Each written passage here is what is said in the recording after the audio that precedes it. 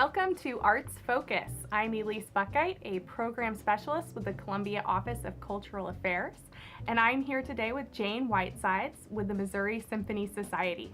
Welcome, Jane. Thank you. So the Missouri Symphony Society, we kind of get a little bit in the name, it has something to do with a symphony. Tell us more about what the mission is and how you guys go about that.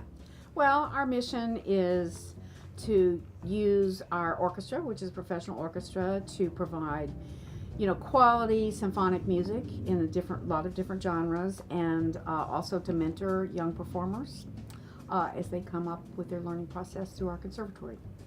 That's really cool. So what kind of events or what kind of programs do you have for those young performers? We have a conservatory with 4 orchestras, including a brand new orchestra which is called Overture Strings, which is like second and third graders just learning to read music.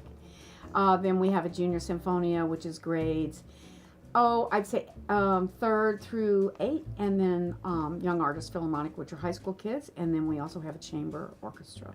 Fantastic. Yeah, and a whole bunch of ensembles, including a brand new quartet program. I think we have 7 quartets that are practicing and performing a little bit.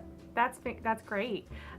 So you guys have events throughout the year with your professional orchestra. We do, but our primary thing with our orchestra is in the summer with the Hot Summer Nights Music Festival.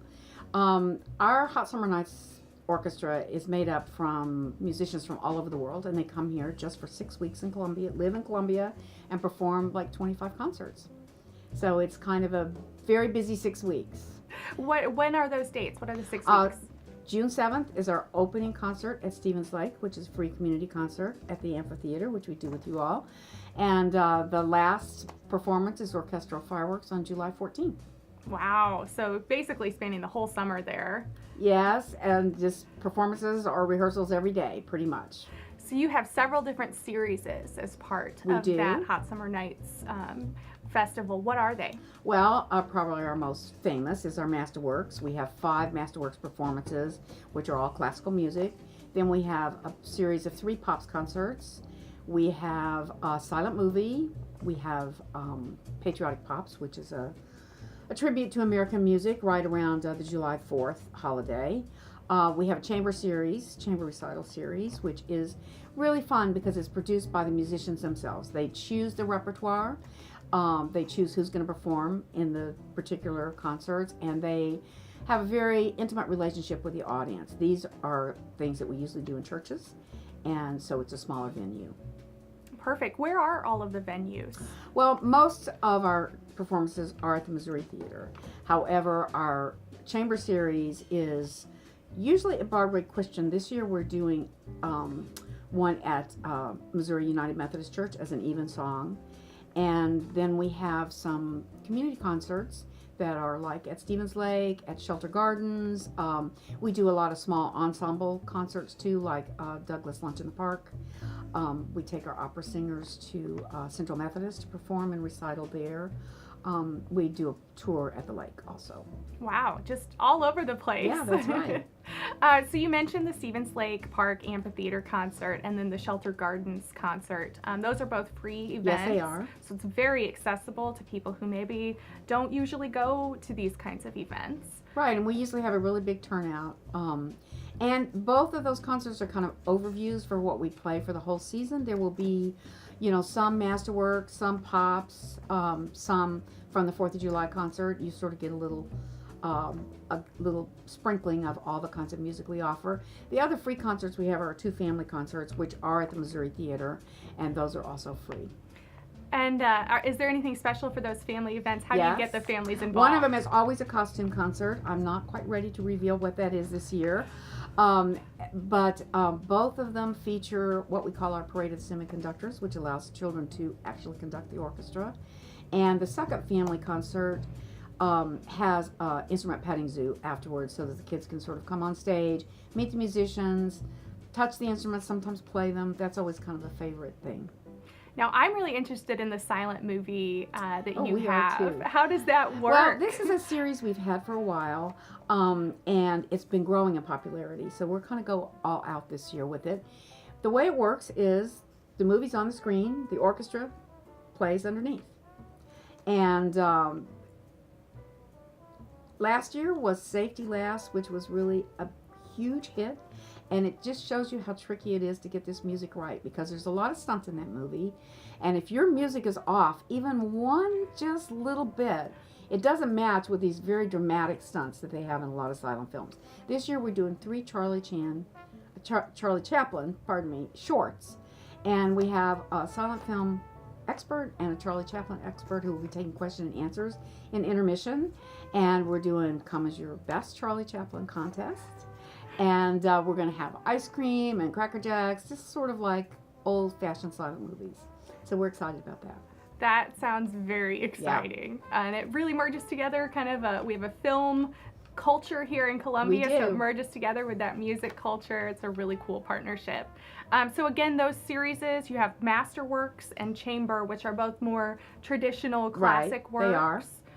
And then you have the Pops, which is more movies and... Well, this year our opening Pops is a partnership with a Missouri Contemporary Ballet, which we did 2 years ago, was very well received. So we're partnering again with them. I think that's June 9th. Then we do have a movie night, which will be Oscar music, or almost Oscar music.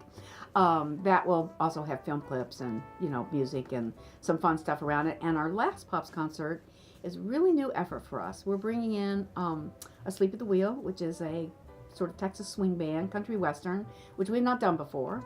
And we will be having a street dance beforehand out on the street in front of the Missouri Theater, and we're excited about that. Yeah, there's just a little bit for everyone. There is, and we're trying some new things, and we're very happy about that. I'm excited.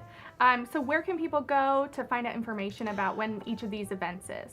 Hopefully at our website on Monday, everything will be up. We do have our pre-sale tickets for members and season ticket holders is going on right now, which they can do through the Missouri Theater box office. Tickets to the public will go on sale May 1st, but the information will be out there next week. They can look at all the times and dates and locations for all the things that we're doing. Great. And then I've noticed on your website you guys have done a little bit of a rebranding lately. Which we're also rolling out this week.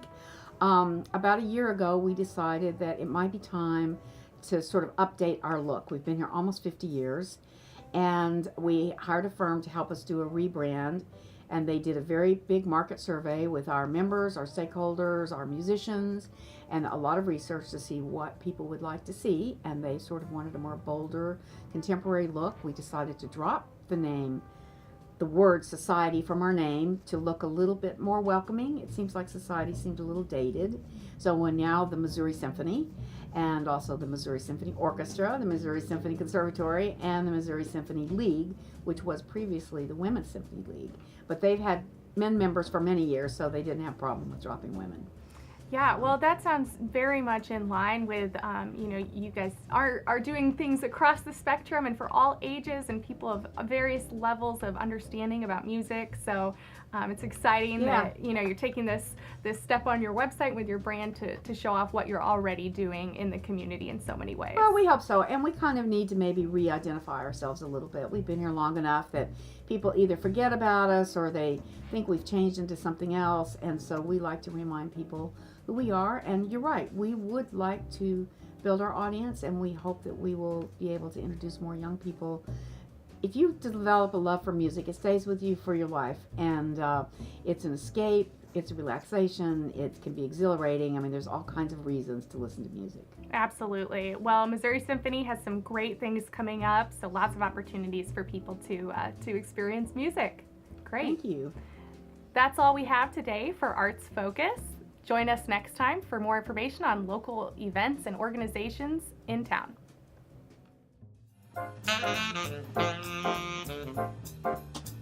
Thank you.